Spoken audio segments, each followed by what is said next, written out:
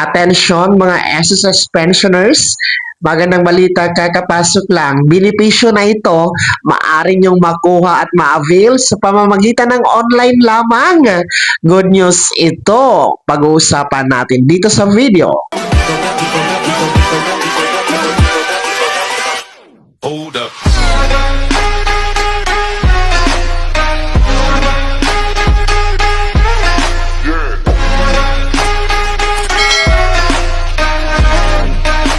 Hello mga ka-vlogs! Welcome dito sa aking YouTube channel. Magandang araw po sa lahat ng mga manonood. Saan po kayong dako sa mundo? Kumusta mga ka-vlogs? Eto ha mga pensyonado ng SSS, magandang balita, kakapasok lang. Ang benepisyo na ito, maaari nyo nang makuha at ma-avail online. Mamaya-maya pag-uusapan natin. Pero bago ang lahat, kung bago ka pa lang dito sa aking YouTube channel o di kaya hindi ka pa nakasubscribe, i-click nyo muna ang ating subscribe button na nasa baba. Huwag nyo kalimutan na pindutin ang notification bell. Ilagay nyo po sa all para naman updated ka sa lahat ng mga videos na aking i-upload. So, eto na nga po no, mga SSS pensioners.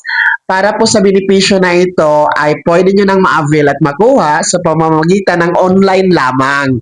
Yes, isa po sa benepisyo ninyo sa pagiging pensyonado, maaari po kayong maka-avail no, dito sa SSS Pension Loan. So, ang SSS Pension Loan ay applicable lamang o kwalipikado lamang ang mga retirement pensioners. No, mga retiree pensioners. Hindi po kasama dito yung dependent children under guardianship, survivor pensioners, or total disability pensioners and partial disability pensioners. No, tanging retirement pensioners lamang ang pwedeng mag-avail dito sa SSS Pension Loan mga ka-vlogs. So, para po kayo maka-apply at maka-avail online, ang kailangan nyo po, una, retirement pensioners. Pangalawa, yung edad nyo po ay hindi dapat tataas sa 85 years old sa huling termino ng loan. Pangatlo, dapat po walang kaltas ang inyong pensyon buwan-buwan, gaya po ng calamity loan at iba pang ina-avail ninyo na loan kay SSS. Pang-apat, kailangan po ang inyong SSS pension loan is active. Ibig sabihin, buwan-buwan talaga ang inyong pagtanggap ng pensyon kay SSS at hindi putol-putol. So, kailangan talaga magpaakop yung mga 80 years old pataas tuwing buwan ng kapanganakan o birth month para tuloy-tuloy ang pensyon at magiging active mga ka-vlogs. And dapat meron tayong active disbursement bank account, no? Yung bangko po na dideposituhan po ng ating pension loan.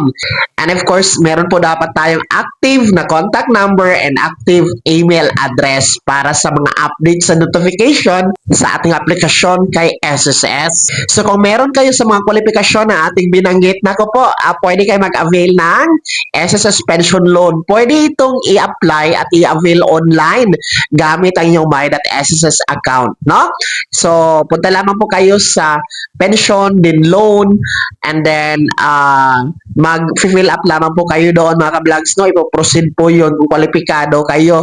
At saka it takes 3 to 7 working days na SSS, mahuhulog na po sa inyong bank account na nakarehistro sa SSS yung pension loan ninyo mga ka-vlogs. So maganda itong SSS pension loan kaysa naman doon sa mga loan sharks o mga ibang lending institution mga vlogs na ang tataas po ng interest. Mababa lang po interest dito sa SSS pension loan. And of course, yung ATM card ninyo hindi na kailangan i-surrender sa SSS at meron po kayong matatanggap na kumbaga natitira, no, na pensyon buwan-buwan. Hindi po kukunin lahat ng SSS buwan-buwan ang inyong pensyon, no? Meron pong ititira po na halaga para meron kayong magagamit. So, itry nyo na po ang SSS pension loan. Online lamang po yan. Benepisyo para sa ating mga pensyonado. Kaya naman mga SSS pensioners, Sino po sa inyo dito ang interesado mag-avail sa SSS Pension Loan? Ibahagi niyo po sa comment section na nasa baba. Pakilakip ang buong pangalan at kung taga saan kayo at kung ano ang inyong reaction sa balitang ito. Bago ako magtapos sa video na to, kung gusto niyo pong sumuporta sa aking YouTube channel, maaari niyo pong i-click ang ating super thanks button na nasa baba. Sa mga gusto maging miyembro, pwede po. I-click niyo po ating join button. Maraming perks dyan mga ka-vlogs. Be my member now.